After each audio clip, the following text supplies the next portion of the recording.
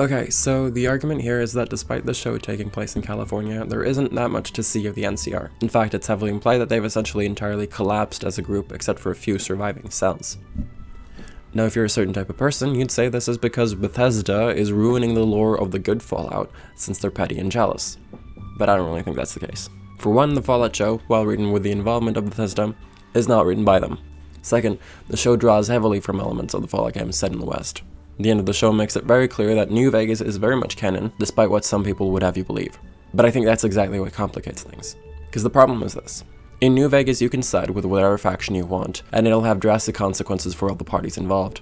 And whichever faction you side with will inevitably fuck over the other factions. Hell, if you add Lonesome Road to the equation, you can even nuke the faction of your choosing.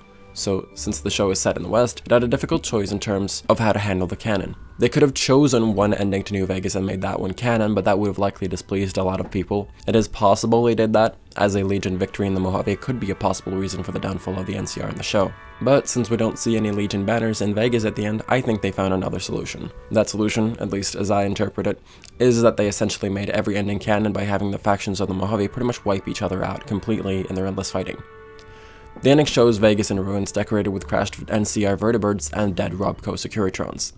New Vegas also made it clear that none of the factions were really sustainable options, so even if one of them did win, it's not unlikely that they would have exhausted their resources in the battle, which could have toppled the rest of the faction like dominoes. I can understand people playing New Vegas and thinking, well, I won, so everything is going to be fine, but if you actually pay attention to what the game tells you, the consequences seen in the show are not that surprising. I don't think the factions are going to be entirely gone. We'll likely see remnants of both the NCR and the Legion in Season 2 of the show, but they'll be shadows of their former selves. The show is pretty direct in communicating its themes about how each faction thinks they know best, and how the endless fighting between them leads to ruin for all. Everyone wants to save the world, they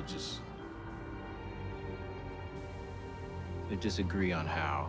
The Mojave is an obvious example of just that. It's why the world is still a wasteland 200 years after the bombs fell. Everyone's too busy fighting each other to actually build towards something better. So no, the Fallout show doesn't shit on the lore, at least not in this respect. So far it actually does a pretty decent job of not messing up the canon of New Vegas. The show isn't perfect, there are definitely things to criticize, but this isn't it. At least not until we see what they do in Season 2.